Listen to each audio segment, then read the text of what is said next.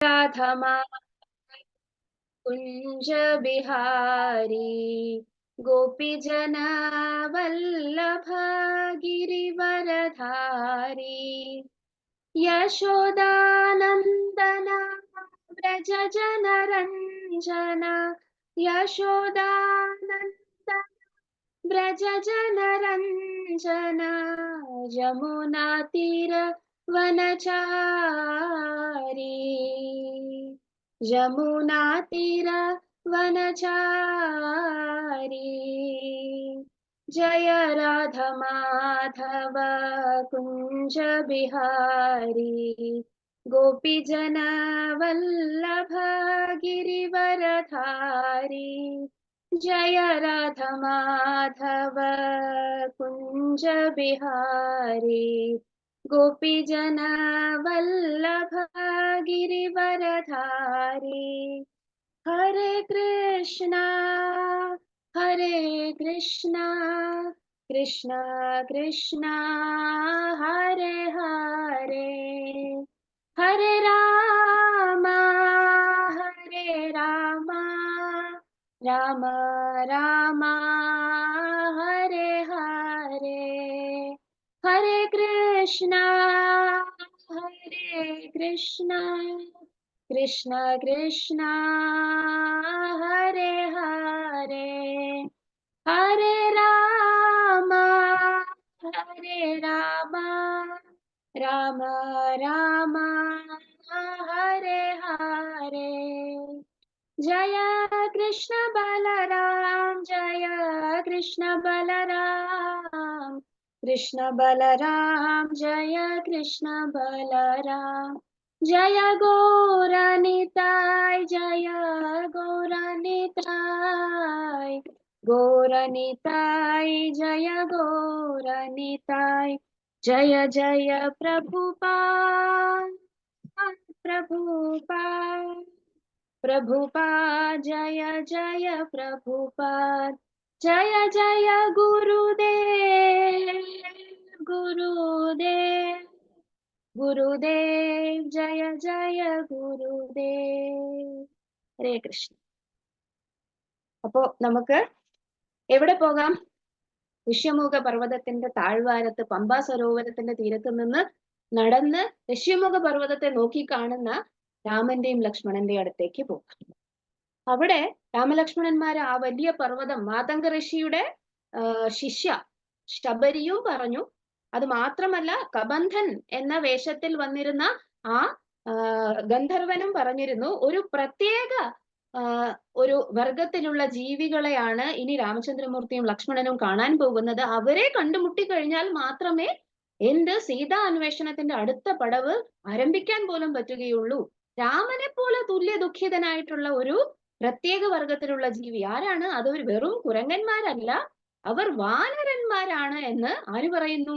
മാതംഗ ഋഷിയുടെ ശിഷ്യയായ ശബരിയും കബന്ധനും പറഞ്ഞിരിക്കുന്നതിനനുസരിച്ച് ആ പമ്പാ സരോവരത്തിന്റെ തീരത്ത് നിന്ന് ഋഷിമുഖ പർവ്വതത്തിന്റെ അടുത്തേക്ക് നടക്കവേ രാമലക്ഷ്മണന്മാർ ആ പർവ്വതത്തെ നോക്കി കാണുകയാണ്. വളരെ ഉയരമുള്ള പർവ്വതത്തെ നോക്കിക്കൊണ്ട് രാമൻ വന്നിട്ട് ലക്ഷ്മണനോട് പറയുകയാണ്, നോക്കൂ ലക്ഷ്മണ, ഈ മലനിരകൾ എന്ന് പറയുന്നത് വളരെയധികം പുണ്യമാണെന്നാണ് മഹർഷിമാർ പറയുന്നത്.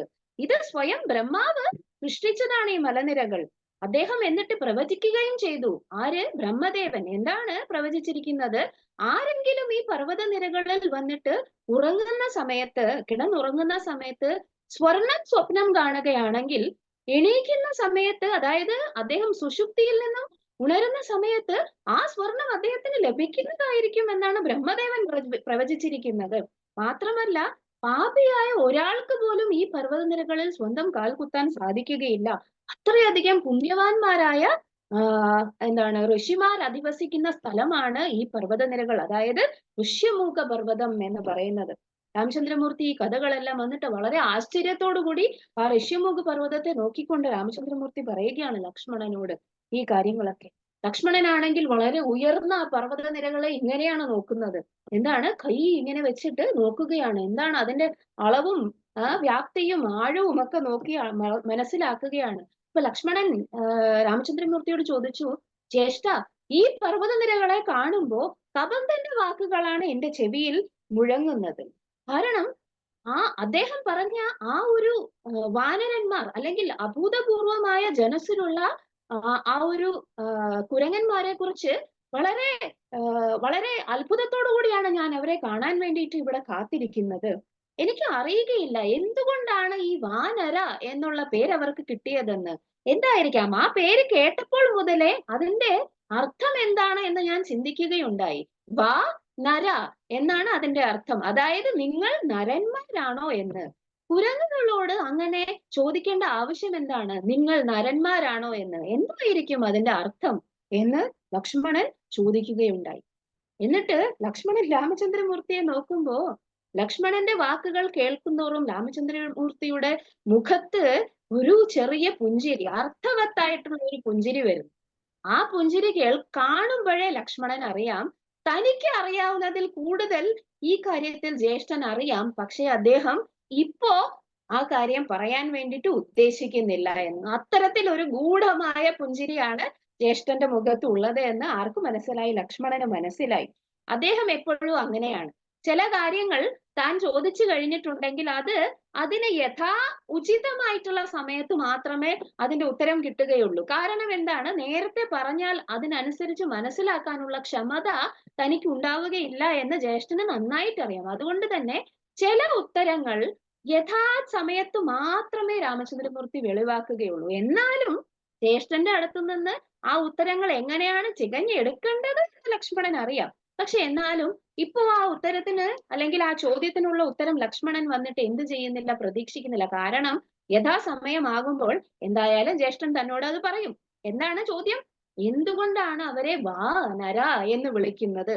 അതായത് നിങ്ങൾ നരന്മാരാണോ എന്നാണ് അതിന്റെ ചോദ്യം, അല്ലെ? വാനര എന്ന് വിളിക്കുന്നത്. അപ്പോ ഈ ഒരു സമയത്ത് രാമചന്ദ്രമൂർത്തി കുറച്ചു മുന്നേ ശബരി അവർക്കൊരു ഭൂപടം വരച്ചു കൊടുത്തു, എങ്ങനെയാണ് ഋഷ്യമുഖ പർവ്വതത്തിലേക്ക് പോകേണ്ടത് എന്ന്. അങ്ങനെ ആ ഒരു പോകുന്ന സമയത്ത് രാമചന്ദ്രമൂർത്തി കുറച്ചൊന്ന് മുമ്പിലേക്കാണ് പോകുന്നത്. അപ്പൊ പെട്ടെന്ന് അദ്ദേഹം അവിടെ ഒരു കാഴ്ച കണ്ടിട്ട് എന്ത് ചെയ്യുന്നു? സ്തബ്ധനായിട്ട് നിൽക്കുന്നു. അപ്പൊ ലക്ഷ്മണനും പുറകെ ചെന്നിട്ട് അദ്ദേഹം ചെന്ന സ്ഥലത്തേക്ക് നോക്കുമ്പോൾ ശരിയാണ്, രാമചന്ദ്രമൂർത്തി പറയുകയാണ് ഇത് അസംഭവ്യമാണ്, ഇത് എങ്ങനെ സാധ്യമാകും എന്നാണ് അദ്ദേഹം പറയുന്നത്. അപ്പൊ ലക്ഷ്മണൻ നോക്കിയപ്പോ ശരിയാണ്. ലക്ഷ്മണൻ വന്ദിച്ചു പോയി. എന്താണ് അങ്ങനെ ഒരു കാഴ്ച കണ്ടപ്പോ? നോക്കുമ്പോ ഒരു വളരെ ജരാനരകൾ ബാധിച്ച് ഒരു സന്യാസി എന്താണ് ജീർണിച്ച വസ്ത്രങ്ങളും പുതച്ച് കയ്യിലൊരു ഊന്നുവടിയും പിടിച്ചു. കാരണം അത്രയ്ക്ക് വീക്കാണ്, ബലഹീനനാണ്. ആ ഊന്നുവടിയിലാണ് തന്റെ ശരീരത്തിന്റെ മുഴുവൻ ഭാരവും ഊന്നിയിരിക്കുന്നത്. അതുകൊണ്ട് തന്നെ കൂനി വളഞ്ഞാണ് നിൽക്കുന്നത്. അതിന്റെ കൂടെ കയ്യിൽ ഒരു ഭിക്ഷാപാത്രവും ഉണ്ട്. അവരെ നോക്കിക്കൊണ്ട് ദൂരെ നിൽക്കുകയാണ്, ആ പർവ്വതത്തിന്റെ അടിവാരത്ത് നിൽക്കുകയാണ്. അപ്പോ ഈ രാമചന്ദ്രമൂർത്തി പറഞ്ഞത് ശരിയാണ്. ലക്ഷ്മണൻ ചിന്തിക്കുകയാണ്, ഈ ഒരു അവസരം അല്ലെങ്കിൽ ഈ ഒരു സന്ദർഭം എന്ന് പറയുന്നത് അത്ര ശരിയായ സന്ദർഭമായിട്ട് തോന്നുന്നില്ല. ഈ ഒരു ആരും ഇല്ലാത്ത കൊടുങ്കാട്ടില് ഒരു സന്യാസി വന്നിട്ട് ഈ ദാനം ചോദിച്ച് അല്ലെങ്കിൽ ആരോട് ഭിക്ഷ യാചിക്കാൻ വേണ്ടിയിട്ടാണ് ഇവിടെ നിൽക്കുന്നത്? അപ്പോ ആ സന്യാസിയെ നോക്കി അവര് നിൽക്കുമ്പോ പതുക്കെ പതുക്കെ പതുക്കെ ആ സന്യാസി വടിയും കുത്തിപ്പിടിച്ച് എന്ത് ചെയ്യുന്നു? അവരുടെ അടുത്തേക്ക് നടന്നു വരുന്നു. പെട്ടെന്ന് അവരെ കണ്ടതും സന്യാസിയുടെ ശരീരം വന്നിട്ട് വിറയ്ക്കാൻ തുടങ്ങി, മുട്ടുകൾ വിറയ്ക്കാൻ തുടങ്ങി. അങ്ങനെ പതുക്കെ പതുക്കെ വിറച്ച് ആ വിറ എവിടേക്ക് പടർന്നു? തന്റെ നട്ടിലിൽ കൂടെ പടരുന്നത് ആ സന്യാസി അറിഞ്ഞു. എന്നിട്ട് കൈകൾ വിറയ്ക്കാൻ തുടങ്ങി, കൈയും കാലുകളും ഒക്കെ വിറയ്ക്കാൻ തുടങ്ങി. ശരീരത്തിലെ എല്ലാം വന്നിട്ട് ബോൺസ്, അതായത് അസ്ഥികൾ മുഴുവൻ മെൽറ്റ് ചെയ്ത് പോകുന്നത് പോലെ, ഉരുക്കി പോകുന്നത് പോലെയാണ് ആർക്ക് തോന്നിയത്? ആ സന്യാസിക്ക് തോന്നിയത്. ഹൃദയം പടപടാ മിടിക്കാൻ തുടങ്ങി. കണ്ണുകളിലാണെങ്കിൽ ധാരധാരയായിട്ട് കണ്ണുകൾ നിറഞ്ഞു ഒഴുകാൻ തുടങ്ങി. തന്റെ കയ്യിലിരിക്കുന്ന ഊന്നുവടിയും ഒക്കെ വിറച്ച് താഴെ പോയി, ആ ഭിക്ഷാപാത്രവും താഴെ പോയിരിക്കുന്നു. എന്താണ് തനിക്ക് സംഭവിക്കുന്നതെന്ന് സന്യാസിക്കും മനസ്സിലാകുന്നില്ല. ആരാണിത്? ഹനുമാൻ. ഹനുമാൻ മനസ്സിലാകുന്നില്ല എന്താണ് തനിക്ക് സംഭവിക്കുന്നതെന്ന്. ഈ അപരിചിതന്മാരുടെ കണ്ണുകൾ തന്റെ കണ്ണുമായിട്ട് കൂട്ടുമുട്ടിയപ്പോൾ തന്റെ ശരീരത്തിൽ എന്തു തരത്തിലുള്ള പ്രതിഭാസമാണ് നടക്കുന്നത് എന്ന് ഹനുമാനും മനസ്സിലാകുന്നില്ല. പക്ഷെ കുറച്ചു നേരം കഴിഞ്ഞപ്പോ ഹനുമാൻ പെട്ടെന്ന് സമചിത്തത വീണ്ടെടുത്ത് എന്താണ് ലജ്ജ തോന്നി ഹനുമാൻ ഇങ്ങനെ അവരുടെ മുന്നിൽ ഇങ്ങനെ വിറച്ചുകൊണ്ട് നിൽക്കാൻ വേണ്ടിയിട്ട്. അതുകൊണ്ട് തന്നെ ആ ഊന്നുവടിയും ഭിക്ഷാപാത്രവും എല്ലാം എടുത്ത് ഇങ്ങനെ അവരെ നോക്കിക്കൊണ്ടേ നിന്നു. അവര് ആ നിൽപ്പ് വന്നിട്ട് ഹനുമാൻ ശ്രദ്ധിക്കുകയാണ്, ഈ രണ്ടു പേര് ആരാണ്? മുനികുമാരന്മാരെ പോലെ തോന്നിക്കുന്ന രാജകുമാരന്മാരോ അതോ രാജകുമാരന്മാരെ പോലെ തോന്നിക്കുന്ന മുനികളോ? ഹനുമാൻ ചിന്തിക്കുകയാണ്, ആരാണ് ഇവര്? അവരുടെ ചുറ്റിനും നടക്കുന്ന കുറച്ച് കാര്യങ്ങൾ കൂടി ശ്രദ്ധിച്ചപ്പോ ഹനുമാൻ വീണ്ടും വന്നിട്ട് അത്ഭുതമാണ് വരുന്നത്. ഹനുമാൻ നോക്കുമ്പോ ഒരുപാട് വന്യമൃഗങ്ങൾ വന്നിട്ട് അവരുടെ ചുറ്റിനും കൂടിയിട്ട് ഇടയ്ക്കിടയ്ക്ക് വന്നിട്ട് അവരുടെ കാൽക്കൽ വന്ന് സ്നേഹമസൃണമായിട്ട് തലോടിയും നക്കിയും അല്ലെങ്കിൽ അവരെ മണപ്പിച്ചും ഒക്കെ പോകുന്നു. സ്വന്തം കുട്ടികൾ, അതായത് കടുവയും പുലിയും സിംഹവും ഒക്കെ എന്താണ് സ്വന്തം കുട്ടികളെ സ്നേഹിക്കുന്നത് പോലെയാണ് ഈ കുമാരന്മാരെ വന്നിട്ട് നോക്കിയും സ്പർശിച്ചും മണത്തും ഒക്കെ പോകുന്നത്. ഹനുമാന് മനസ്സിലാകുന്നില്ല എന്തുകൊണ്ടാണ് വന്യമൃഗങ്ങൾ ഇങ്ങനെ ചെയ്യുന്നത് എന്ന് മനസ്സിലാകുന്നില്ല. അത് മാത്രമല്ല, വന്യമൃഗങ്ങൾ മാത്രമല്ല, അവർ വരുന്ന വഴിയിൽ വൃക്ഷങ്ങൾ പോലും അവർക്ക് ആദരവ് പ്രകടിപ്പിക്കുന്നത് പോലെ വളഞ്ഞ് അവരുടെ മുൻപിൽ ശിരസ് നമിക്കുന്നത് പോലെ ഹനുമാന് തോന്നി. അതെന്തുകൊണ്ടാണ് അങ്ങനെ അവര് ഈ ആൾക്കാർ ആരാണ്? ദൈവിക ശക്തി തോന്നിക്കുന്ന ഈ ആൾക്കാർ ആരാണ് എന്നൊക്കെ ഹനുമാന് വന്നിട്ട് എന്ത് ചെയ്യുകയാണ്? സംശയം തോന്നുകയാണ്. എന്തുകൊണ്ടാണ് വന്യജീവികൾ ഇത്രയധികം ആദരവ് പ്രകടിപ്പിക്കുന്നത്? എന്റെ ഹൃദയം വന്നിട്ട് ഇവരോടുള്ള സ്നേഹം കൊണ്ട് നിറഞ്ഞു പോകുന്നത് പോലെ എനിക്ക് തോന്നുന്നത് എന്തുകൊണ്ടാണ്? ഹനുമാൻ ഒന്നിനും ഉത്തരമില്ല. ഈ ഉത്തരം എല്ലാം കിട്ടാൻ വേണ്ടിയിട്ട് ഒരേ ഒരു മാർഗമേ ഉള്ളൂ എന്ന് ഹനുമാൻ അറിയാം. കാരണം അവരുടെ മുന്നിൽ ചെന്നിട്ട് അവരുടെ ആ ദൈവികമായിട്ടുള്ള സൗന്ദര്യത്തെ ആരാധനയോടെ നോക്കിക്കൊണ്ട് ഹനുമാൻ ഉള്ളിൽ ചിന്തിക്കുകയാണ്, ഒരേ ഒരു വഴിയേ ഉള്ളൂ അവരുടെ ആ ഒരു സത്യം മനസ്സിലാക്കാൻ വേണ്ടിയിട്ട്. എന്താണ്? ബുദ്ധിപൂർവം അവരോട് പ്രശ്നങ്ങൾ അല്ലെങ്കിൽ ചോദ്യങ്ങൾ ചോദിക്കുക. അപ്പൊ ഹനുമാൻ ആണെങ്കിൽ ആ സന്യാസി വേഷത്തിലാണ് ഇപ്പോഴും. സന്യാസി വേഷം വന്നിട്ട് ഹനുമാൻ സ്വീകരിച്ചിരിക്കുകയാണ് അപരിചിതന്മാരെ മനസ്സിലാക്കാൻ വേണ്ടിയിട്ട്. ഹനുമാനാണെങ്കിൽ ആ ഒരു കൈകൾ കൂപ്പാൻ വേണ്ടി ശ്രമിച്ചു. പക്ഷെ ഒരു കയ്യിൽ ഊന്നുവടിയും ഒരു കയ്യിൽ ഭിക്ഷാപാത്രം ഉള്ളത് കൊണ്ട് അത് രണ്ടും ഒരുമിച്ച് പിടിച്ചിട്ട് അവരുടെ മുന്നിൽ ചെന്ന് തല കുനിച്ച് ആദരവ് പ്രകടിപ്പിക്കുകയാണ്. അപ്പൊ ഹനുമാൻ അങ്ങനെ ഒരു കാര്യം മുന്നോട്ട് വന്ന് ചെയ്യുമ്പോ പതുക്കെ പതുക്കെ നടന്ന് ഈ സന്യാസി വന്ന് തന്റെ മുന്നിൽ ഇങ്ങനെ ശിരസ് നമിക്കുമ്പോ രാമചന്ദ്രമൂർത്തിക്കും ഹൃദയത്തിൽ സംശയമാണ്. എന്താണ് സംശയം? ഒരു വളരെ മുതിർന്ന വ്യക്തി, ഒരു സന്യാസി, അതും എന്തുകൊണ്ടാണ് ഞങ്ങളുടെ മുന്നിൽ വന്ന് തലകുനിക്കുന്നത്? ഇത് എന്തോ പ്രത്യേകതയുള്ള സന്ദർഭമാണ് എന്ന് രാമചന്ദ്രമൂർത്തിക്ക് തോന്നി. അങ്ങനെ രാമചന്ദ്രമൂർത്തിയും ലക്ഷ്മണനും ആശ്ചര്യത്തോടെ നിൽക്കുമ്പോ ആ സന്യാസി സംസാരിക്കാൻ തുടങ്ങി. നിങ്ങളെ കണ്ടിട്ട് രാജകുമാരന്മാരെയാണ് തോന്നുന്നത്. പക്ഷേ വേഷം ധരിച്ചിരിക്കുന്നത് ആരെ പോലെയാണ്? മുനിമാരെ പോലെ. നിങ്ങളുടെ ശരീരം കണ്ടിട്ടുണ്ടെങ്കിൽ കരുത്തന്മാരായ യോദ്ധാക്കളുടെ ശരീരമാണ്. നോക്കൂ, ആ തോളുകളും കൈകളും ഒക്കെ കണ്ടു കഴിഞ്ഞാൽ കരുത്തിന്റെ പ്രതിരൂപമാണ് എന്നാണ് എനിക്ക് തോന്നുന്നത്. കയ്യിൽ ദിവ്യായുധങ്ങളുമുണ്ട്. പക്ഷേ അതുപോലെ തന്നെ നിങ്ങളുടെ ശരീരത്തിൽ നിന്നും ദൈവികമായിട്ടുള്ള കാന്തിയാണ് പ്രവഹിക്കുകയും ചെയ്യുന്നത്. പക്ഷെ നിങ്ങൾ ഈ തരത്തിലുള്ള ഒരു കൊടും കാട്ടിൽ നിൽക്കുന്ന സാഹചര്യം നിങ്ങളുടെ രൂപവുമായിട്ട് യോജിച്ചു പോകുന്നില്ല. കല്ലും മുള്ളും നിറഞ്ഞ ഈ കാട്ടിനുള്ളിൽ ഇതുപോലെ സുന്ദരമായിട്ടുള്ള മൃദുവായിട്ടുള്ള പാദങ്ങൾ കൊണ്ട് എന്തുകൊണ്ടാണ് അങ്ങ് സഞ്ചരിക്കുന്നത്? ഹനുമാൻ പ്രത്യേകിച്ച് രാമന്റെ നേരെ തിരിഞ്ഞുകൊണ്ട് രാമനോട് ചോദിക്കുകയാണ്, അങ്ങയുടെ കൈകൾ കണ്ടിട്ട് വളരെ മനോഹരമായിട്ടുള്ള ആനയുടെ തുമ്പിക്കൈ പോലെയാണ് ഇരിക്കുന്നത്. അത് ചെന്ന് ചേരുന്നതാവട്ടെ വളരെ ഉയർന്ന ബലിഷ്ഠമായ തോളുകളിലും. അങ്ങയുടെ ശരീരത്തെ ആഭരണങ്ങൾ എന്ത് ചെയ്യേണ്ടതാണ്? ആഭരണങ്ങൾ വന്നിട്ട് ജ്വലിപ്പിക്കേണ്ടതാണ് അങ്ങയുടെ ശരീരത്തെ. പക്ഷെ അങ്ങ് എന്തുകൊണ്ടാണ് ആഭരണങ്ങൾ അണിയാതിരിക്കുന്നത്? എന്തുകൊണ്ടാണ് അങ്ങയുടെ വലത്ത് തോൾ വന്നിട്ട് അങ്ങ് നഗ്നമാക്കി വെച്ചിരിക്കുന്നത്? ഇത് ഒരു പ്രത്യേകതയുള്ള ചോദ്യമാണ്.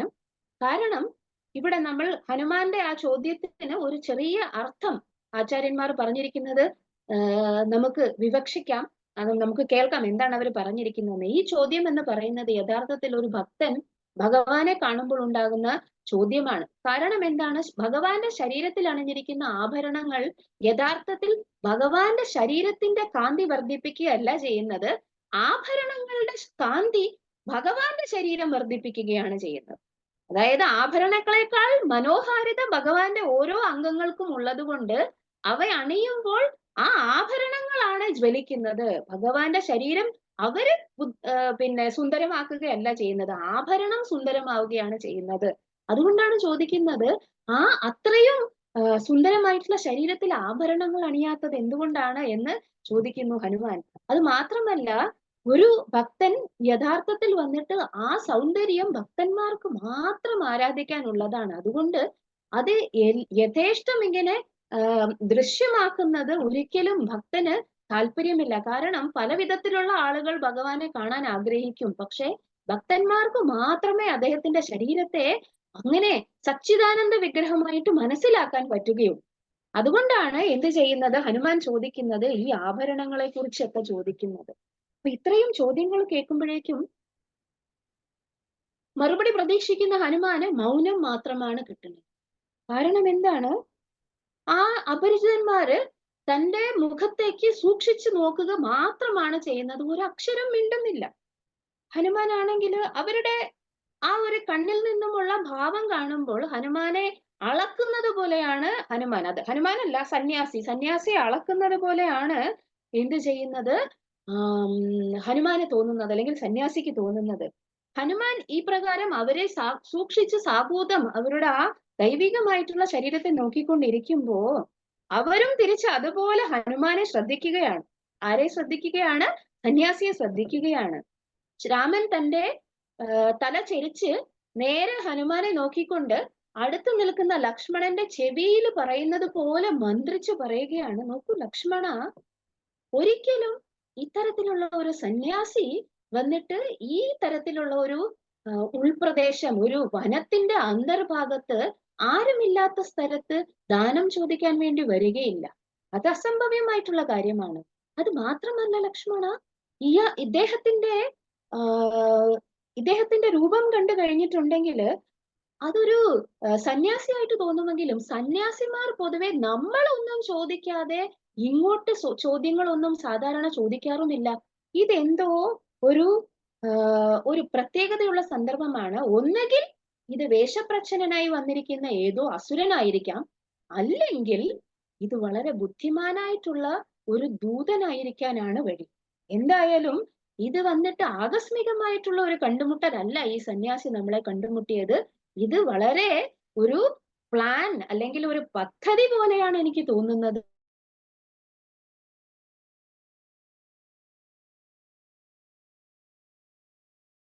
ാണ് ഈ കാര്യങ്ങളൊക്കെ. അവരുടെ കണ്ണുകളിലെ സംശയം കണ്ടപ്പോ എന്താണ്, ലക്ഷ്മണനും മനസ്സിലായി, രാമനും മനസ്സിലായി, ഹനുമാൻ അവരുടെ കണ്ണുകളിലെ സംശയം കണ്ടപ്പോ ഹനുമാന് മനസ്സിലായി അവർക്കും എന്നെ കുറിച്ച്, തന്റെ വ്യക്തിത്വത്തെ കുറിച്ച് സംശയമുള്ളത് കൊണ്ടാണ് ഈ പ്രകാരം തന്നോടൊന്നും സംസാരിക്കാതെ ഇരിക്കുന്നതെന്ന്. അപ്പോ ഈ സന്യാസി തന്റെ കയ്യിലിരുന്ന ഭിക്ഷാപാത്രം മുമ്പിലേക്ക് നീട്ടിക്കൊണ്ട് അവരോട് പറയുകയാണ്, ഞാൻ ഒരു സന്യാസിയാണ്. ഈ വനത്തിനുള്ളിൽ കൂടി ആര് കടന്നു പോകുന്നുവോ അവരോട് ഞാൻ ഭിക്ഷ യാചിക്കാറാണ് പതിവ്. എന്റെ വഴിയിൽ കൂടി കടന്നു പോകുന്നു, എനിക്ക് കിട്ടുന്നു, അതിൽ തൃപ്തനായിക്കൊണ്ട് ഈ വനത്തിൽ ഞാൻ വസിക്കുന്നു. നിങ്ങളുടെ വ്യക്തിത്വത്തെ എനിക്ക് വ്യക്തമാക്കി തന്നാലും എന്ന് പറഞ്ഞു. രാമൻ ആ ചോദ്യം കേട്ടതും രാമൻ തിരിച്ചു ഒരു ചോദ്യം ചോദിച്ചു. ആരോട്? ആ സന്യാസിയോട്. അപ്പോ ആ സന്യാസി ചോദ്യം കേട്ടതും സ്തബ്ധനായി പോയി. എന്ത് ചോദ്യമാണ് ചോദിച്ചത്? അദ്ദേഹത്തിന്റെ ജീവിതത്തിലെ ഒരു വളരെ രഹസ്യമായിട്ടുള്ള ഒരു കാര്യം ആ അപരിചിതനായിട്ടുള്ള വ്യക്തി രാമൻ കണ്ടുപിടിച്ചു എന്ന് സന്യാസിക്ക് മനസ്സിലായി. എന്താണ് ചോദ്യം ചോദിച്ചത്? അങ്ങ് യഥാർത്ഥത്തിൽ ഒരു യാചകനാണെങ്കിൽ അല്ലെങ്കിൽ ഒരു സന്യാസിയാണെങ്കിൽ എന്തുകൊണ്ടാണ് അങ്ങയുടെ കഴുത്തിൽ അമൂല്യമായിട്ടുള്ള ഒരു വജ്രമാല കാണപ്പെടുന്നത്? അങ്ങേക്ക് ഇത്ര വിലപിടിപ്പുള്ള ഒരു വജ്രമാല സ്വന്തം കഴുത്തിൽ ധരിക്കാമെങ്കിൽ പിന്നെ എന്തുകൊണ്ടാണ് അങ്ങേക്ക് ഈ ഭിക്ഷാപാത്രവുമായിട്ട് യാചിക്കാൻ വേണ്ടി നടക്കേണ്ടി വരുന്നത് എന്ന് ചോദിച്ചു. ഇത് യാചകന് യോജിച്ച കാര്യമാണെന്ന് എനിക്ക് തോന്നുന്നില്ല എന്ന് പറഞ്ഞുകൊണ്ട് രാമചന്ദ്രമൂർത്തി നിർത്തിയതും ഹനുമാന്റെ കണ്ണ് തള്ളിപ്പോയി. കാരണം എന്താണ്? ഹനുമാൻ ആകെപ്പാടെ വിറയ്ക്കാൻ തുടങ്ങി. കയ്യിലുണ്ടായിരുന്ന ഭിക്ഷാപാത്രവും താഴെ വീണു, ആ ഊന്നുവടിയും താഴെ വീണു. ഹനുമാൻ ആക്ച്വലി വന്നിട്ട് എന്തായി, ആശയക്കുഴപ്പത്തിലായി പോയി. എന്നിട്ട് ചോദിക്കുകയാണ്, അങ്ങേക്ക് എന്റെ ഈ വജ്രമാല കാണാൻ പറ്റുന്നുണ്ടോ? ഹനുമാൻ ചോദിക്കുന്നത് കേട്ടപ്പോ രാമൻ ആകെപ്പാടെ കൺഫ്യൂസ്ഡ് ആയിപ്പോയി. എന്റെ വജ്രമാല അങ്ങേക്ക് കാണാൻ പറ്റുന്നുണ്ടോ? ഒബ്വിയസ്ലി കാണാൻ പറ്റുന്നത് കൊണ്ടല്ലേ രാമചന്ദ്രമൂർത്തി ചോദിച്ചത് എന്ന് രാമചന്ദ്രമൂർത്തിക്ക് ആകപ്പാടെ കൺഫ്യൂഷൻ ആയിപ്പോയി, ആകപ്പാടെ ആശയക്കുഴപ്പത്തിലായിപ്പോയി. എന്തുകൊണ്ടാണ് ഇദ്ദേഹം ഇങ്ങനെ ചോദിക്കുന്നത്? ഇപ്പോ രാമചന്ദ്രമൂർത്തി അങ്ങനെ അത്ഭുതപരണ്ടായി നിൽക്കുമ്പോ രാമചന്ദ്രമൂർത്തി ലക്ഷ്മണനെ നോക്കിയെന്ന്. ലക്ഷ്മണനാണെങ്കിൽ ഇങ്ങനെ തോളും പിന്നെ ചുളിച്ചുകൊണ്ട് വജ്രമാലയോ എന്ന് അങ്ങോട്ടും ഇങ്ങോട്ടും നോക്കിക്കൊണ്ട് അദ്ദേഹത്തിന്റെ കഴുത്ത് ശ്രദ്ധിച്ചുകൊണ്ട് നിൽക്കുന്നതാണ്. അപ്പൊ ലക്ഷ്മണനോട് രാമചന്ദ്രമൂർത്തി ചോദിച്ചു, ലക്ഷ്മണ നീ കാണുന്നില്ലേ അദ്ദേഹത്തിന്റെ കഴുത്തിലുള്ള വജ്രമാല? അപ്പൊ ലക്ഷ്മണൻ ജ്യേഷ്ഠനെ നോക്കിയിട്ട് പറഞ്ഞു, ഇല്ല, എനിക്ക് വജ്രമാലയൊന്നും. വജ്രമാലയോ? അതൊരു ജപമാല, കഴുത്തിലൊരു എന്താണ് ജപമാല മാത്രമേ കാണുന്നുള്ളൂ. അത് ഒരുപാട് നാളായിട്ട് ജപിച്ചത് കൊണ്ട് വളരെ മിനുസമായിട്ടിരിക്കുന്നു, അത് മാത്രമേ ഞാൻ കാണുന്നുള്ളൂ എന്ന് പറഞ്ഞു. കണ്ണുകളിൽ നിറഞ്ഞ് അശ്രുക്കളും തൂകിക്കൊണ്ട് ആ സന്യാസിക്ക് എന്ത് ചെയ്തു? സന്യാസി തന്റെ കാലിൽ മുട്ടുകുത്തി അദ്ദേഹത്തിന്റെ രാമചന്ദ്രമൂർത്തിയുടെ മുന്നിൽ ദണ്ഡ നമസ്കാരം ചെയ്തു. എന്നിട്ട് കണ്ണുകളെല്ലാം നിറച്ച് അദ്ദേഹത്തെ ആദരവ് കൊണ്ട് ഭഗവാന്റെ രാമന്റെ പാദത്തിൽ വന്നിട്ട് തന്റെ ശിരസ് സമർപ്പിച്ചുകൊണ്ട് അദ്ദേഹം കണ്ണ് നിറഞ്ഞുകൊണ്ട് പറയുകയാണ്, ഞാൻ ഇത്ര നാളും ഇതിനു വേണ്ടിയാണ് കാത്തിരുന്നത്. എന്റെ ജീവിതം മുഴുവനും ഈ ഒരു നിമിഷത്തിന് വേണ്ടിയാണ് ഞാൻ കാത്തിരുന്നത്. എന്റെ അമ്മ പറഞ്ഞത് സത്യമായിരുന്നു. എന്റെ സ്വാമിയെ തിരക്കി ഞാൻ എവിടെയും പോകേണ്ട ആവശ്യമില്ല. എന്റെ ഉടമസ്ഥൻ, എന്റെ സ്വാമി, എന്റെ പ്രഭു എന്നെ തിരക്കി വരുമെന്ന് എന്റെ മാതാവ് പറഞ്ഞിരുന്നു. അപ്പോഴേക്കും സന്യാസി വേഷമൊക്കെ അപ്രത്യക്ഷമായി അവരുടെ മുന്നില് ആ വളരെ മനോഹരനായിട്ടുള്ള ഹനുമത് രൂപം വന്നിട്ട് പ്രദർശിപ്പിച്ചുകൊണ്ട് അദ്ദേഹം രാമന്റെ കാൽക്കൽ, രാമന്റെ പാദത്തിൽ തന്റെ ശിരസിനെ അവിടെ വെച്ചുകൊണ്ട് കണ്ണുനീർ കൊണ്ട് തന്റെ പ്രഭുവിന്റെ പാദങ്ങൾ, രാമപാദത്തെ അഭിഷേകം ചെയ്തു. എന്നിട്ട് അദ്ദേഹം ആ പൊസിഷനിൽ, അല്ലെങ്കിൽ അദ്ദേഹം തന്റെ ശിരസ് അതേ രാമചന്ദ്രമൂർത്തിയുടെ പാദത്തിൽ സമർപ്പിച്ചുകൊണ്ട് അങ്ങനെ കിടക്കുമ്പോൾ തന്റെ ഭൂതകാലം ആണ് ആർക്ക് ഓർമ്മ വരുന്നത്? ഹനുമാൻ ഓർമ്മ വരുന്നത്. അങ്ങനെ ശ്രീരാമചന്ദ്രമൂർത്തി ആദ്യമായിട്ട് കാണുന്ന ഹനുമാൻ എന്താണ് തന്റെ രഹസ്യം എന്നതിനെ കുറിച്ച് ഇങ്ങനെ ഭൂതകാലത്തിലേക്ക് നമ്മളെ കൊണ്ടുപോവുകയാണ്. നമുക്ക് അങ്ങോട്ട് പോകാം. ഇപ്പോ രാമചന്ദ്രമൂർത്തിയുടെ കാൽക്കൽ അദ്ദേഹത്തിന്റെ ഭക്തൻ പ്രണമിച്ച് അദ്ദേഹത്തിന്റെ കണ്ണുനീർ കൊണ്ട് കഴുകുമ്പോഴേക്കും കുറച്ച് സമയം നമുക്ക് ഹനുമാന്റെ ജീവിതത്തിലേക്ക് തിരിച്ചു ഒന്ന് പോകാം. അവിടെ ഒരു ദിവസം ഇന്ദ്രലോകത്തില് ദേവേന്ദ്രന്റെ രാജധാനിയിൽ വന്നിട്ട് വളരെ ഒരു പ്രത്യേകതയുള്ള ഒരു ഒരു സന്ദർഭമാണ്. എന്താണെന്ന് വെച്ചാല് അന്ന് വരെ നടന്നിട്ടില്ലാത്ത ഒരു കാര്യമാണ് അവിടെ സംഭവിച്ചിരിക്കുന്നത്. സൂര്യദേവൻ അപ്രത്യക്ഷനായിരിക്കുന്നു. അവിടെ എല്ലാം ഇരുട്ട് പരക്കുന്നു. അഗ്നിദേവന്റെ ശരീരത്തിലെ പ്രകാശം ഒഴിച്ച് ബാക്കിയുള്ള സ്ഥലത്ത് എല്ലാം ഇരുട്ടാണ്. ആർക്കും ഒന്നും കാണാൻ പറ്റുന്നില്ല. ഈ ദേവന്മാരെല്ലാം വന്നിട്ട് അങ്ങോട്ടും ഇങ്ങോട്ടും ഇടിച്ച് മറിഞ്ഞു വീഴുമെന്നുള്ള അവസ്ഥയിലാണ് അവിടെ എല്ലാം പരതി നടക്കുന്നത്. എന്താണ് എന്ന് അവർക്ക് മനസ്സിലാകുന്നില്ല. ഇന്ദ്രനാണെങ്കില് ഒന്നുമേ അറിയാതെ തന്റെ സിംഹാസനത്തിൽ ഇരിക്കുമ്പോ ഇതുവരെ അങ്ങനെ സംഭവിച്ചിട്ടില്ല. ഇപ്പോ ദേവലോകത്തിൽ അല്ലെങ്കിൽ ആ ഒരു പ്രപഞ്ചത്തിൽ മുഴുവൻ വന്നിട്ട് എന്തായി മാറിയിരിക്കുന്നു? ഇരുട്ടായി മാറിയിരിക്കുന്നു. ദേവേന്ദ്രൻ എഴുന്നേറ്റു. ദേവേന്ദ്രന് എന്താണ് ദേഷ്യം വരുന്നത് പോലെയാണ് തോന്നിയത്. അദ്ദേഹം എണീച്ചു നിന്നുകൊണ്ട് എല്ലാവരോടുമായിട്ട് പറഞ്ഞു, ഈ അവസ്ഥയ്ക്ക് കാരണക്കാരായിരിക്കുന്നത് ആരാണ് എന്ന് എനിക്ക് അറിയണം. ഇതിന്റെ ആദ്യം മുതൽ എന്താണ് ഇവിടെ സംഭവിച്ചിരിക്കുന്നത് എന്ന് ദൃക്സാക്ഷികളായിട്ടുള്ള ആരെങ്കിലും ഉണ്ടെങ്കിൽ എന്നോട് ആ കാര്യങ്ങളെല്ലാം വിശദീകരിച്ചു പറയണം എന്ന് പറഞ്ഞു. അവിടെ ഉണ്ടായിരുന്ന ഈ ഒരു അത്ഭുതകരമായിട്ടുള്ള പ്രതിഭാസത്തിന് ദൃക്സാക്ഷികളായിരുന്ന ദേവന്മാരെല്ലാം അദ്ദേഹത്തോട് വന്ന് പറയുന്ന കാര്യം ഓർത്തിട്ട് അത് കേട്ടിട്ട് ദേവേന്ദ്രന് വിശ്വസിക്കാൻ പറ്റുന്നില്ല. അസംഭവ്യം. ദേവേന്ദ്രൻ പറയുകയാണ്, അസംഭവ്യമാണിത്. ഒരു കുട്ടിക്കുരങ്ങൻ സൂര്യദേവനെ വിഴുങ്ങിയെന്നാണോ നിങ്ങൾ പറയുന്നത്? അങ്ങോട്ടും ഇങ്ങോട്ടും ഉലാത്തിക്കൊണ്ട് ദേവേന്ദ്രൻ വിശ്വസിക്കാനാവാതെ പറയുകയാണ്, ഇത് വിശ്വസിക്കണമെന്നാണോ ഞാൻ വിചാരിക്കുന്നത്? നിങ്ങൾ വിചാരിക്കുന്നത് ഞാൻ ഇത് വിശ്വസിക്കണമോ? ഒരു കുട്ടിക്കുരങ്ങൻ, അതും എന്താണ് വിശപ്പ് കൊണ്ട് അവൻ ഒരു പഴമാണെന്ന് കരുതി സൂര്യദേവനെ വിഴുങ്ങിയിരുന്നു. അത് മാത്രമല്ല, സൂര്യനെ വിഴുങ്ങാൻ വേണ്ടി വന്ന, അല്ലെങ്കിൽ സൂര്യനെ ഗ്രഹണം ചെയ്യാൻ വേണ്ടി വന്ന രാഹുവിനെ കണ്ടിട്ട് അതൊരു കറുത്ത ഫലമാണെന്ന് വിചാരിച്ച് ആ ഫലം വിഴുങ്ങി എന്നാണോ നിങ്ങൾ ഈ പറയുന്നത്? ഈ കഥകളൊക്കെ വിശ്വസിക്കാൻ വേണ്ടിയിട്ട് ഞാൻ ചെറിയ കുട്ടിയാണോ? ആര് ചോദിക്കുന്നു? ദേവേന്ദ്രൻ ചോദിക്കുന്നു. അപ്പോഴേക്കും സ്വന്തമായിട്ട് ഇത് കണ്ടിട്ട് തന്നെ കാര്യം എന്ന് പറഞ്ഞുകൊണ്ട് ആ സംഭവം നടന്ന സ്ഥലത്തേക്ക് പോവുകയാണ് ആര്? ഐരാവതത്തിന്റെ മേലെ ഏറി ദേവേന്ദ്രൻ. അവിടെ ചെന്നപ്പോഴേക്കും ആ ബഹളം നടക്കുന്ന സ്ഥലത്ത് ദേവേന്ദ്രൻ ചെല്ലുമ്പോഴേക്കും അവിടെ ആ ഒരു കുട്ടിക്കുരങ്ങനെ അദ്ദേഹം കണ്ടു. വളരെ മനോഹരമായിട്ടുള്ള ഒരു കുഞ്ഞ് സുന്ദരനായ കുട്ടിക്കുരങ്ങൻ. അദ്ദേഹത്തെ കണ്ടപ്പോഴേക്കും ദേവേന്ദ്രൻ അന്തിച്ചു പോയി. കാരണം ഐരാവതത്തെ കണ്ടതും ഇദ്ദേഹം വന്നിട്ട്, ഈ കുരങ്ങൻ വന്നിട്ട് ഐരാവതം ഒരു വെളുത്ത പഴമാണെന്ന് കരുതി അതിനെ പിടിക്കാൻ വേണ്ടി തന്റെ മുന്നിലേക്ക് ചാടുകയാണ്. അപ്പൊ ഇതും കൂടി കണ്ടപ്പോഴേക്കും ഇന്ദ്രനാണെങ്കിൽ ഐരാവതത്തിന്റെ മേലെ നിന്നും ചാടി ഇറങ്ങുകയും അതേ സമയം തന്നെ തന്റെ വജ്രായുധം ആ കുട്ടിയുടെ മേൽ പ്രയോഗിക്കുകയും ചെയ്തു. വജ്രായുധം നേരെ വന്ന് പതിച്ചത് ആ ആഞ്ജനേയന്റെ താടിയിലാണ്. അങ്ങനെ താടിയിൽ വന്ന് പതിച്ചതും ആഞ്ജനേയൻ ബോധം കെട്ട് അതിന്റെ ആ ഒരു ഉയരത്തു നിന്നും വന്നിട്ട് ഭൂമിയിലേക്ക് നിപതിക്കുകയുണ്ടായി. അപ്പോ ആഞ്ജനേയൻ വന്നിട്ട് ബോധം കെട്ടു. അദ്ദേഹത്തിന്റെ കണ്ണുകൾ മറിഞ്ഞു. ഭൂമിയിലേക്ക് നിപതിക്കുന്ന ആഞ്ജനേയനാണ് ആര് കാണുന്നത്? ഇന്ദ്രനും മറ്റു ദേവന്മാരും കാണുന്നത്.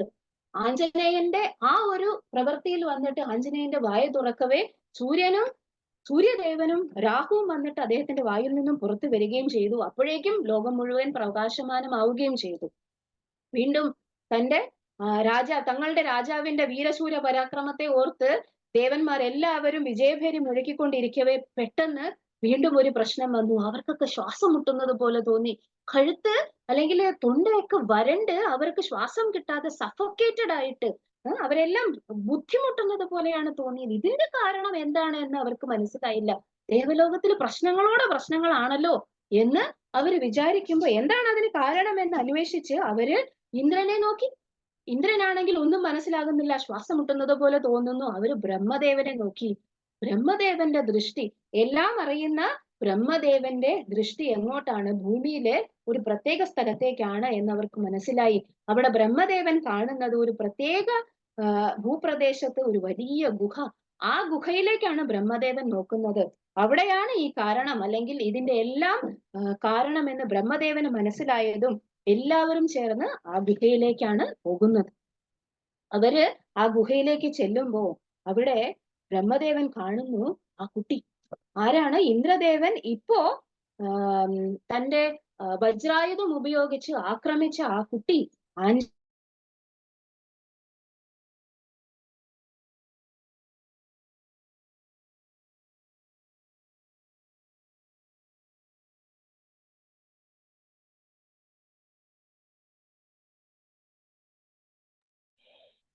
ഹരേ കൃഷ്ണ.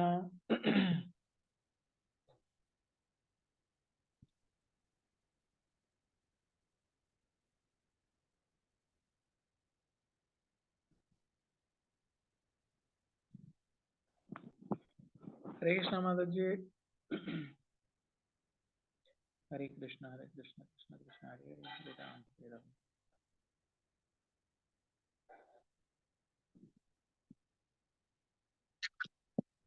ഹരേ കൃഷ്ണ. കുറച്ചു നേരത്തേന് നമ്മുടെ നെറ്റ് അൺസ്റ്റേബിൾ ആയി പോയി. അപ്പൊ നമുക്ക് കഥ തുടരാം. എവിടെയാണ് നമ്മൾ? വായുദേവന്റെ പുത്രനായ ആഞ്ജനേയനെ തിരക്കി എവിടെ വരികയാണ്? ബ്രഹ്മദേവനും മറ്റു ദേവന്മാരും അവിടെ വന്നു. അദ്ദേഹം വായുദേവനാണെങ്കിൽ വളരെയധികം ദേഷ്യത്തിലാണ്. കാരണം എന്താണ്? തന്റെ ആ ചെറിയ കുട്ടി ആഞ്ജനേയന്റെ അടുത്ത് ഇത്രയധികം ക്രൂരതയാണ് ദേവന്മാർ കാണിച്ചത്. അത്രയധികം നിഷ്കളങ്കനായ കുട്ടിയെ എന്ത് ചെയ്യുകയാണ്? വജ്രായുധം കൊണ്ട് ഇത്ര ക്രൂരമായിട്ട് ഉപദ്രവിച്ചിരിക്കുന്നു. അവൻ മരിക്കാറായിരിക്കുന്നു. അതുകൊണ്ട് ഈ ക്രൂരത കാണിച്ച ദേവന്മാരോട് പിണങ്ങിയിട്ട് എന്ത് ചെയ്യുകയാണ്? വായുദേവൻ തന്റെ പകരം വീട്ടുകയാണ്. ആ പ്രപഞ്ചത്തിലുള്ള വായു സഞ്ചാരത്തെ മുഴുവൻ വന്നിട്ട് പിൻവലിച്ചുകൊണ്ട് അവിടെ എല്ലാം ശ്വാസം കിട്ടാത്ത ബുദ്ധിമുട്ടുന്ന അവസ്ഥ ഉണ്ടാക്കിയിരിക്കുകയാണ് വായുദേവൻ. അപ്പോ ബ്രഹ്മദേവനാണെങ്കിൽ ആ കുട്ടിയുടെ അടുത്ത് ചെന്ന് നിന്നു. ആ വളരെ മനോഹരനായിട്ടുള്ള ആ ബാലന്റെ അടുത്ത് ചെന്ന് നിന്നിട്ട് അദ്ദേഹത്തിന്റെ കൈകൾ കൊണ്ട് അവനെ പതുക്കെ തടവി. ആഞ്ജനേയനാണെങ്കിൽ പതുക്കെ കണ്ണു തുറന്നു നോക്കുമ്പോഴേക്കും വളരെ പ്രത്യേകതയുള്ള വ്യക്തിത്വങ്ങളാണ് മുമ്പിൽ ചുറ്റും നിൽക്കുന്നത്. ആഞ്ജനേയൻ ആകെ അത്ഭുതമായി. എന്താണ് ചുറ്റും നോക്കി നിൽക്കുമ്പോഴത്തെ അത്ഭുതത്തോടുകൂടി ഈ കുട്ടി കുരങ്ങൻ അവിടെ എല്ലാം നോക്കുമ്പോ കാണുന്നത് സൂര്യനെയും അഗ്നിയെയും ഒക്കെ കാണുമ്പോ അവന് മനസ്സിലായി എന്തോ വളരെ പ്രത്യേകതയുള്ള വ്യക്തിത്വങ്ങളാണ് തന്റെ ചുറ്റിനും നിൽക്കുന്നത് എന്ന്. അപ്പോ വളരെ ചെറിയൊരു പുഞ്ചിരിയോടുകൂടി അവൻ എഴുന്നേറ്റ് നിന്നു. എന്നിട്ട് തന്റെ കൈകൾ കൂപ്പിക്കൊണ്ട് ആ വ്യക്തിത്വങ്ങൾക്ക് ഹനുമാൻ, ആഞ്ജനേയൻ വന്നിട്ട് എന്ത് ചെയ്തു? ആദരവർപ്പിച്ചുകൊണ്ടിരുന്നു. അപ്പൊ ബ്രഹ്മദേവനാണ് ആദ്യം സംസാരിക്കാൻ തുടങ്ങിയത്. ആഞ്ജനേയനെ അവര് എന്തുകൊണ്ട് മൂടി എന്നാണ് പറയുന്നത്? അനുഗ്രഹങ്ങൾ കൊണ്ട് മൂടി എന്നാണ് പറയുന്നത്. എന്തൊക്കെയാണ് കിട്ടിയ അനുഗ്രഹങ്ങൾ ആഞ്ജനേയന്? ബ്രഹ്മദേവൻ പറയുകയാണോ, ആഞ്ജനേയ ഞാൻ അങ്ങേക്ക് വരം നൽകുകയാണ്, ദീർഘായുഷ്മാൻ ഭവ, ചിരഞ്ജീവി ഭവ, ഞാൻ ജീവിച്ചിരിക്കുന്നിടത്തോളം, ബ്രഹ്മലോകത്ത് ഞാൻ ജീവിച്ചിരിക്കുന്നിടത്തോളം കാലം അങ്ങേക്ക് ആയുസ് ഉണ്ടായിരിക്കും. ചിരഞ്ജീവി ഹനുമാൻ. പിന്നെ ബ്രഹ്മദേവൻ ഈ പ്രകാരം അദ്ദേഹത്തിന്റെ വളരെ കാരുണ്യപൂർവമായിട്ടുള്ള അനുഗ്രഹം ഹനുമാന് കൊടുത്തപ്പോ എല്ലാ ദേവന്മാരും വന്നിട്ട് തങ്ങളുടെ അനുഗ്രഹങ്ങൾ ഹനുമാന്റെ മേൽ വാരി ചൊരിയുകയാണ്. ആദ്യം വന്നിട്ട് അഗ്നിദേവനാണ് പറയുന്നത്, എന്താണ്, അല്ലയോ ആഞ്ജനേയ, അങ്ങേക്ക് അഗ്നിക്കിരയായി നാശമുണ്ടാകാതെ ഇരിക്കട്ടെ, അങ്ങയുടെ ശരീരം വന്നിട്ട് ഫയർ റെസിസ്റ്റന്റ് ആയിരിക്കും എന്നാണ് അഗ്നി കൊടുത്ത വരം. അതിനുശേഷം വായുദേവൻ പറഞ്ഞു, നിനക്ക് എന്നെ പോലെ വേഗത ഉണ്ടാവട്ടെ, മനസ്സിന്റെ വേഗത ഉണ്ടാവട്ടെ നിനക്ക് എന്ന് പറഞ്ഞു. യമരാജനാണെങ്കിൽ അദ്ദേഹത്തിന് കൊടുത്ത വരം എന്ന് പറയുന്നത് ആരോഗ്യവും നിത്യ യൗവനവുമാണ്. ഹനുമാന് വന്നിട്ട് യമരാജൻ കൊടുത്തത് നശിക്കാത്ത ആരോഗ്യവും നിത്യ യൗവനവും. എല്ലാ ഉദ്യമങ്ങളിലും വിജയം ഉണ്ടാകട്ടെ എന്നാണ് കുബേരൻ അവിടത്തേക്ക്, അതായത് ആഞ്ജനേയന് അല്ലെങ്കിൽ ഹനുമാൻ സ്വാമിക്ക് കൊടുത്ത വരം. എന്താണ്? എല്ലാ ഉദ്യമങ്ങളിലും വിജയം ഉണ്ടാവട്ടെ എന്ന്. തീർന്നില്ല, ഇനിയുമുണ്ട് ആൾക്കാര്. എന്താണ്? വരുണദേവൻ വന്നിട്ട് അദ്ദേഹത്തിന്റെ അനുഗ്രഹം കൊടുക്കുകയാണ്. ആർക്ക്? ആഞ്ജനേയന്. ഹനുമാനോട് പറഞ്ഞു, അങ്ങേക്ക് ജലത്തിൽ ഒരിക്കലും അപകടം, ഒരു ജലജീവികളാലും അല്ലെങ്കിൽ ജലത്തിൽ അങ്ങേക്ക് ഒരിക്കലും അപകടം ഉണ്ടാവുകയില്ല. ഇനി പിന്നെ വിശ്വകർമാവ്, അദ്ദേഹത്തിന് കൊടുത്ത അനുഗ്രഹം എന്താണ്? ഒരു ആയുധങ്ങൾ കൊണ്ടും അങ്ങയെ മുറിവേൽപ്പിക്കാൻ പറ്റുകയില്ല, ഒരു ആയുധങ്ങൾ കൊണ്ടും അങ്ങേക്ക് അപകടം ഉണ്ടാവുകയില്ല. തീർന്നില്ല, സൂര്യദേവൻ അദ്ദേഹത്തെ കൊടുത്ത വരം എന്ന് പറയുന്നത് എന്താണ്? അതീവ ബുദ്ധിമാനായിരിക്കും അങ്ങ്, എന്നെ പോലെ ശോഭിക്കുന്ന അത്യുജ്വലമായിട്ടുള്ള ബുദ്ധിശക്തിയും ശരീരവുമായിരിക്കും അങ്ങേക്കുണ്ടാവുന്നത്. അത് മാത്രമല്ല, ഇച്ഛയ്ക്കനുസരിച്ച് വേഷപ്രച്ഛന്നനാകാനുള്ള, അങ്ങയുടെ ശരീരത്തെ ഏത് അളവിലും കൂട്ടാനും കുറയ്ക്കാനും വേഷപ്രച്ഛന്നനാകാനുമുള്ള കഴിവാണ് സൂര്യദേവൻ ആർക്ക് കൊടുത്തത്? ഹനുമാന് കൊടുത്തത്. അതിനുശേഷം ധന്വന്തരി ഒരു പ്രത്യേക തരത്തിലുള്ള വരമാണ് ഹനുമാന് കൊടുക്കുന്നത്. ധന്വന്തരി പറയുകയാണ് അദ്ദേഹത്തോട്, അങ്ങേക്ക് എല്ലാ തരത്തിലുമുള്ള ഔഷധങ്ങളിലുമുള്ള ജ്ഞാനം ഞാൻ വരമായി നൽകുകയാണ്. ഏതൊരു സസ്യത്തിന്റെയും ഏതൊരു പുഷ്പത്തിന്റെയും ഏതൊരു പഴത്തിന്റെയും ഔഷധ ഗുണത്തെക്കുറിച്ച് മാത്രമല്ല, അങ്ങയുടെ കൈകൊണ്ട് ആ ഔഷധം ആർക്കെങ്കിലും കൊടുക്കുന്നുണ്ടെങ്കിൽ അതിന്റെ ഫലം 100 ഇരട്ടി ഉണ്ടാകുന്നതായിരിക്കും. ഹനുമാന്റെ കൈ വന്നിട്ട് ഹീലിംഗ് ടച്ച്, അതായത് എന്താണ്, കൈപുണ്യമുള്ള കൈ എന്ന് പറയുകയില്ലേ, അതേപോലെ ഹനുമാന്റെ ഹീലിംഗ് ടച്ച് ആര് കൊടുത്തതാണ്? ധന്വന്തരി മൂർത്തിയാണ് അദ്ദേഹത്തിന് ആ വരം കൊടുക്കുന്നത്. അതിനുശേഷം ബൃഹസ്പതിയാണ് അദ്ദേഹത്തോട് പറഞ്ഞത്, അല്ലയോ ആഞ്ജനേയ, ഞാൻ ആയുർവേദത്തിന്റെ എല്ലാ ജ്ഞാനവും അങ്ങേക്ക് പകർന്നു നൽകുന്നു എന്ന്. അത് മാത്രമല്ല, ഏറ്റവും അവസാനം ഇതിനെല്ലാത്തിനും കാരണക്കാരനായിട്ടുള്ള ഒരു വ്യക്തി അവിടെ നിൽപ്പുണ്ട്. ആരാണ്? ഇന്ദ്രദേവൻ.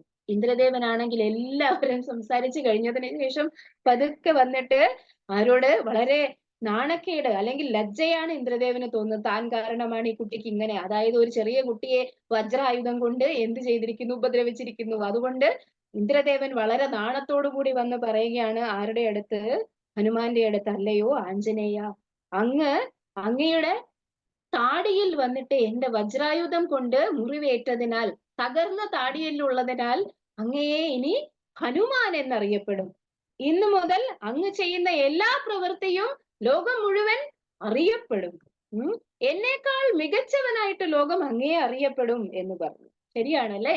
ഇന്ദ്രനെ കുറിച്ച് പറയുന്നതിലും കൂടുതൽ രാമഭക്തന്മാർ ഈവൻ രാമനെ കുറിച്ച് പറയുന്നതിനേക്കാൾ കൂടുതൽ രാമഭക്തന്മാർ ഹനുമാനെ കുറിച്ച് പറയാറുണ്ട്. അപ്പോ ആഞ്ജനേയനോട് പറയുകയാണ്, ഹനുമാൻ എന്ന പേര് അദ്ദേഹത്തിന് അങ്ങനെയാണ് ലഭിച്ചത്. ഇന്ദ്രദേവൻ തന്റെ വജ്രായുധം കൊണ്ട് അദ്ദേഹത്തിന്റെ താടി തകർന്നതിനാൽ, ആ തകർന്ന താടിയിലുള്ളത് കൊണ്ടാണ് അദ്ദേഹത്തിന് ഹനുമാൻ എന്ന് പറയുന്നത്. അതിനുശേഷം ഹനുമാനോട് പറയുകയാണ്, അങ്ങയുടെ കീർത്തി ഈ പ്രപഞ്ചത്തിൽ എങ്ങും വ്യാപിക്കുന്നതായിരിക്കും. എന്റെ വജ്രായുധം ഏൽക്കയാൽ അങ്ങയുടെ ശരീരത്തിന്റെ ഓരോ അംഗങ്ങൾക്കും വജ്രത്തിന്റെ ശക്തി ഉണ്ടായിരിക്കും. അതുകൊണ്ട് തന്നെ അദ്ദേഹത്തിന് ഇനിയൊരു പേരും കിട്ടി, വജ്രാംഗൻ എന്നായിരിക്കും അദ്ദേഹത്തിന്റെ പേര്. ബജ്റംഗ് ബലി എന്ന് നമ്മള് മാറ്റി മാറ്റി പറയുന്നതാണ്. ശരിക്കും ആ പേരെന്ന് പറയുന്നത് വജ്രാംഗൻ എന്നാണ്. അപ്പൊ വജ്രാംഗൻ എന്ന പേരും ലഭിക്കും. ഇതെല്ലാം ഈ എന്താണ് അളവില്ലാത്ത തരത്തിലുള്ള അദ്ദേഹത്തിന്റെ അനുഗ്രഹങ്ങളെല്ലാം വന്നിട്ട് കിട്ടിയപ്പോൾ ഹനുമാന്റെ ചിരി വളരെയധികം മനോഹരമായിട്ട് അദ്ദേഹം ചിരിച്ചു. എന്നിട്ട് പക്ഷെ അദ്ദേഹത്തെക്കാൾ കൂടുതൽ വന്നിട്ട് സന്തോഷം ആർക്കായിരുന്നു? ഹനുമാനെക്കാട്ടിലും കൂടുതൽ സന്തോഷം അദ്ദേഹത്തിന്റെ പിതാവായ വായുദേവനാണ് ഉണ്ടായിരുന്നത്. ആക്ച്വലി വായുദേവൻ ഹനുമാൻ ഇങ്ങനെ വീഴാൻ തുടങ്ങിയപ്പോഴേ തന്നെ അദ്ദേഹത്തെ രക്ഷിച്ചുകൊണ്ട് ആ ഗുഹയ്ക്കുള്ളിൽ പോയതാണ്. അങ്ങനെയാണ് ഈ ദേവന്മാരെല്ലാം കൂടി ചേർന്ന് അദ്ദേഹത്തിന്റെ ആ ഗുഹയിൽ വന്നിട്ട് അദ്ദേഹത്തെ കാണാതായത്. അപ്പോ ഇവരെല്ലാം വന്നിട്ട് അങ്ങനെ നിൽക്കുമ്പോ ഏറ്റവും അവസാനം ബ്രഹ്മദേവൻ വന്നിട്ട് തന്റെ കയ്യിൽ ഒരു അമൂല്യമായിട്ടുള്ള ഒരു വജ്ര ആഭരണം, ഒരു വജ്രമാലയുമായിട്ട് ഹനുമാന്റെ അടുത്ത് ചെന്നു, ആഞ്ജനേയന്റെ അടുത്ത് ചെന്നു. എന്നിട്ട് ആഞ്ജനേയന്റെ കഴുത്തില് ആ ആഭരണം അണിയിച്ചതിന് ശേഷം ആര് പറഞ്ഞു? ബ്രഹ്മദേവൻ അദ്ദേഹത്തോട് പറഞ്ഞു. അദ്ദേഹത്തിന്റെ കണ്ണുകളിൽ സൂക്ഷിച്ചു നോക്കിക്കൊണ്ട് ആഞ്ജനേയനോട് ബ്രഹ്മദേവൻ പറഞ്ഞു, ആഞ്ജനേയ, അല്ലയോ ഹനുമാൻ, അങ്ങ് ഈ പറയുന്ന കാര്യം വളരെ കാര്യത്തോടുകൂടി, വളരെ ശ്രദ്ധയോടുകൂടി കേൾക്കണം. ഇത് വളരെ അമൂല്യമായിട്ടുള്ള ഒരു വജ്രമാലയാണ്. പക്ഷെ ഇതിന്റെ പ്രത്യേകത ആർക്കും ഇത് ദൃശ്യമായിരിക്കുകയില്ല. അങ്ങയുടെ കഴുത്തിൽ അണിഞ്ഞിരിക്കുന്ന ഈ ദിവ്യ ആഭരണം ആർക്കും ദൃശ്യമായിരിക്കുകയില്ല. അങ്ങയുടെ അച്ഛനും അമ്മയ്ക്കും പോലും ദൃശ്യമായിരിക്കുകയില്ല. അത് ഒരേ ഒരാൾക്ക് മാത്രമേ ദൃശ്യമാവുകയുള്ളൂ. എന്നാണോ അങ്ങയുടെ ജീവിതത്തിൽ ആ ആൾ എത്തുന്നത്, എപ്പോഴാണോ ഒരാൾ വന്നിട്ട് അങ്ങയുടെ കഴുത്തിലെ ആ വജ്രമാല ദൃശ്യമാണ് എന്ന് പറയുന്നത്, അത് അങ്ങയുടെ എന്നേക്കുമുള്ള പ്രഭുവും അങ്ങയുടെ സ്വാമിയുമായിരിക്കും എന്ന് കരുതിക്കൊള്ളൂ. അങ്ങനെ ഒരാളെ കാണുന്ന ദിവസം അദ്ദേഹത്തിന്റെ കാൽക്കൽ ശരണാഗതി നേടിയാലും അങ്ങ് എന്നേക്കുമായി അദ്ദേഹത്തിന്റെ സേവകനായിരിക്കും എന്ന് ബ്രഹ്മദേവൻ പറഞ്ഞു. ആ ഓർമ്മയാണ് അദ്ദേഹത്തിന്റെ, അതായത് ഹനുമാൻ വന്നിട്ട് ഇപ്പോ രാമചന്ദ്രമൂർത്തിയുടെ കാൽക്കൽ സ്വന്തം കണ്ണിലെ അശ്രുക്കൾ കൊണ്ട് പൂജ ചെയ്തുകൊണ്ട് കിടന്നുകൊണ്ട് ആര് ഓർമ്മിക്കുന്നത്? ഹനുമാൻ ഓർമ്മിക്കുന്നത്.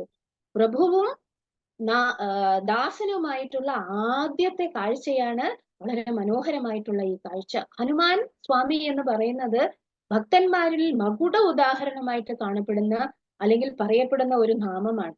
അദ്ദേഹത്തിന്റെ ഗുണങ്ങൾ എന്ന് പറയുന്നത് എന്താണ് എന്ന് ചോദിച്ചു കഴിഞ്ഞാൽ, ശരണാഗതി എന്ന് പറയുന്നതിന്റെ ഉത്തമ ഉദാഹരണം ആരാണ്?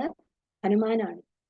ആഞ്ജനേയൻ വന്നിട്ട് ശ്രീരാമചന്ദ്രമൂർത്തിക്ക് എങ്ങനെയാണോ സ്വയം സമർപ്പിച്ചത്, ഒരു ഭക്തൻ ഭഗവാന് സ്വയം സമർപ്പിക്കേണ്ടത് അങ്ങനെയാണ് എന്ന് പറഞ്ഞു.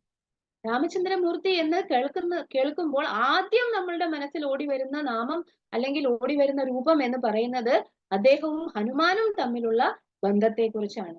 ഈവൻ രാമലക്ഷ്മണന്മാരെ കുറിച്ചോ ഭരത ശത്രുഘ്നന്മാരെ കുറിച്ചോ ഉള്ള ബന്ധത്തെക്കാൾ ഏറെ നമ്മൾ പറയുന്നത് ഹനുമാനെ കുറിച്ചാണ്.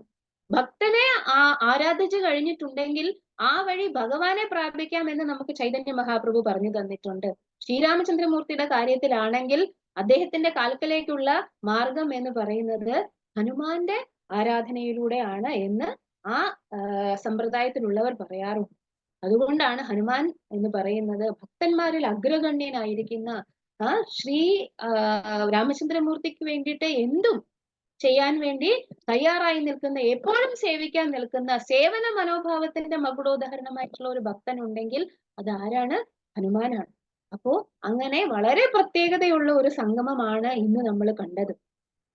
ഈ ക്ലാസ്സിൽ ഇതിനേക്കാൾ കൂടുതൽ വിവരങ്ങൾ അല്ലെങ്കിൽ ഇതിനേക്കാൾ കൂടുതൽ ഒരു സന്ദർഭം വന്നിട്ട് വിവരിക്കാൻ വേണ്ടിയിട്ട് ഇപ്പോ വന്നിട്ട് നമുക്ക് സമയമില്ലാത്തത് കൊണ്ടും ഇതിന് അടുത്തതായിട്ട് എന്താണ് ഹനുമാനും ഭഗവാനും കാണുമ്പോൾ, ഹനുമാൻ എങ്ങനെയാണ് ആ പാദപൂജ ചെയ്തുകൊണ്ടിരിക്കുന്ന ഹനുമാനെ എന്താണ് രാമചന്ദ്രമൂർത്തി എന്താണ് എങ്ങനെയാണ് സ്വീകരിക്കുന്നതെന്ന് നമുക്ക് അടുത്ത ക്ലാസ്സിൽ കേൾക്കാം. നമുക്ക് ഹനുമാൻ എന്ന ഭക്തനോട് അല്ലെങ്കിൽ ആഞ്ജനേയനോട് വജ്രാംഗനോട് പ്രാർത്ഥിച്ചുകൊണ്ട് ഈ ക്ലാസ് അവസാനിപ്പിക്കാം. മനോജവം മാരുതതുല്യ വേഗം ജിതേന്ദ്രിയം ബുദ്ധിമതാം വരിഷ്ഠം വദാത്മജം വാനരയൂഥമുഖ്യം ശ്രീരാമദൂതം ശരണം പ്രപദ്യേ.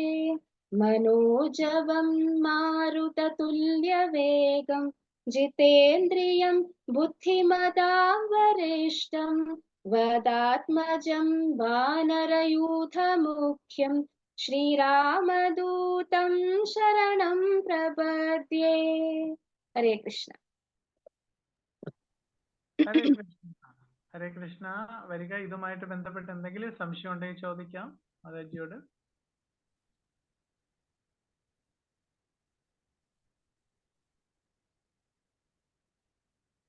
വാനര നര എന്ന് പറഞ്ഞ അത് മാതാജി ഒന്നുകൂടെ ഒന്ന് സ്പഷ്ടമാക്കാമോ? പ്രഭു എല്ലാരും മ്യൂട്ടാണ്. അവര് കൺമ്യൂട്ട് ഓപ്ഷൻ കൊടുത്താലേ അവർക്ക് ചോദിക്കാൻ പറ്റുള്ളൂ എന്ന് എനിക്ക് തോന്നുന്നു.